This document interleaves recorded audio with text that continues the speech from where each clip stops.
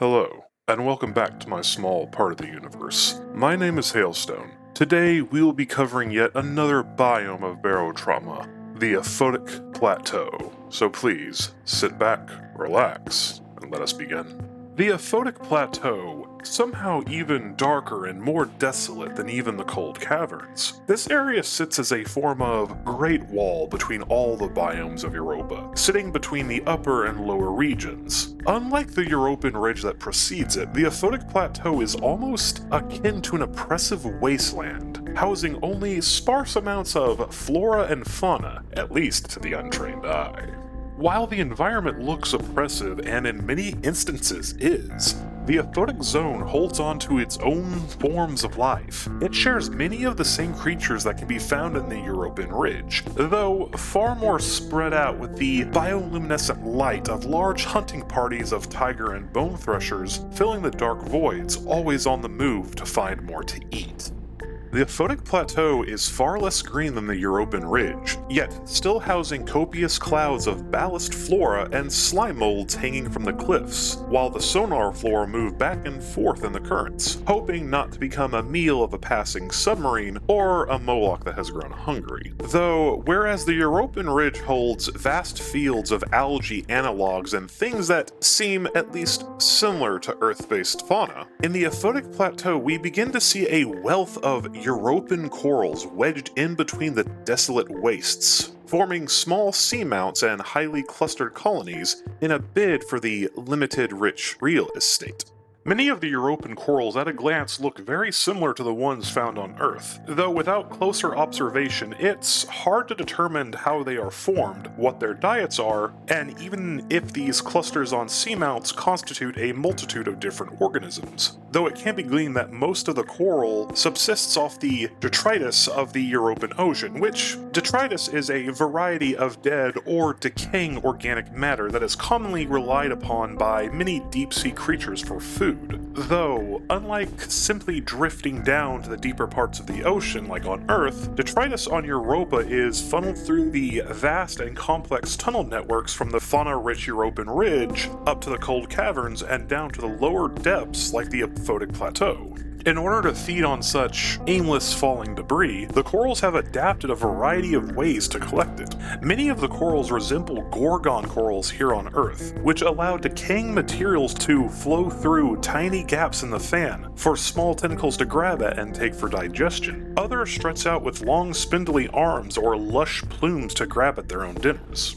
Among the corals seems to sit a variety of different bivalve and barnacle-like creatures, either simply feasting on the same organic matter as the coral, or simply eating away at the corals themselves, resulting in shrinking seamounts as the corals try to relocate elsewhere. Though otherwise the Aphotic Plateau is rather unremarkable compared to the other biomes on Europa, though of course that's only on its surface level, for as devoid of life as the open ocean is, within the caves life flourishes much within its own right. The Aphotic Plateau shares much of its cave fauna with the European ridge. Long bluish thorn-like stalks that feed off of the green spewing geysers with small groups of algae that cluster the floors and walls. Though, unlike the ridge, a new type of cave can be found at this depth, one that is far more colorful than the outside. Through my many surveys of the region, talking to the few friendly pirates and hermits that live out this way, have often referred to these as fungal caves, also calling them mushroom grottos. The ecology inside the caves is an astonishing marvel. Many fungal and coral colonies sit in close clusters, with many producing hardened skeletons in a similar look to stinkhorn mushrooms, and many more are simply umbrella-like, while others bloom akin to a field of flowers with small purplish feathers sticking out from where they can find room. Though the most striking of the flora in the cave is that of the Barotrauma, which is an amalgamation of the Latin words for spore and carry, as I simply got tired of calling these spore carriers. Anyhow, Barotrauma resembles a broken egg with thin walls, and within are large clusters of single-celled organisms. These large green cells seem to be separated, if not only connected to each other in a threadbare sense. This loose connection is mostly due to its defensive mechanisms. As you see, when something ventures too closely, the Barotrauma explodes. Not in any deadly way, mind you, only minor concussive damage and slight burns. I believe this is due to the life form being in some form of budding stage, ready to burst out into the currents of the caves and grow elsewhere, with creatures that pass by simply making the colony panic and burst early. Or it may use this bursting to attach its spores to a variety of creatures to get a free ride and spread out even further into the European Ocean and other cave systems. In addition to this, due to the cracked shell-like nature that contains the Barotrauma, I believe these might be a budding form of the surrounding fungal and coral colonies, with each spore containing the genetic information to create a new variant once the cells have settled down somewhere after bursting. Creating a new colony, though, there is the possibility that it might be some form of viral or parasitic infection as well. As far as human habitation goes within this region, it's nearly as desolate as the oceanscape. Down here, there is little support from the Coalition, who are more than busy trying to maintain their hold over the European Ridge and cold caverns. Simply, there is no real practical reason for anyone to be down here, aside from a few scattered research stations and smugglers among other illicit enterprising types that know the Coalition either can't touch them down here or simply won't waste the resources to do so.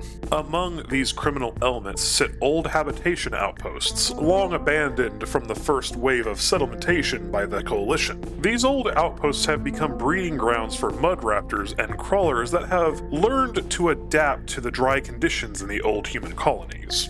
Otherwise, from the native European fauna, pirates are well known for trying to retrofit these outposts for their own usages, though their ability to upkeep such places seems to be far beyond them, or they simply can't be bothered to care enough to clean up after themselves. Though despite their lack of presence in the Aphotic Plateau, the Coalition has showed a sizable interest in retaking old outposts, offering large sums of money to whoever can pull it off. I'm more than willing to bet it's due to the large number of alien ruins that can be found at this depth, from which the Coalition hopes that they can find something that can solidify their rule over the upper regions.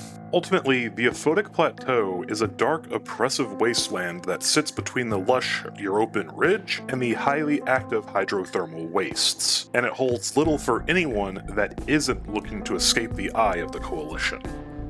Thank you for watching another one of my videos. I apologize for how long it's been since my last upload, but with moving into a new apartment and everything, things have been a little chaotic on both the mind space and the physical sense, so I apologize for that. And with that said, please have a good rest of your week.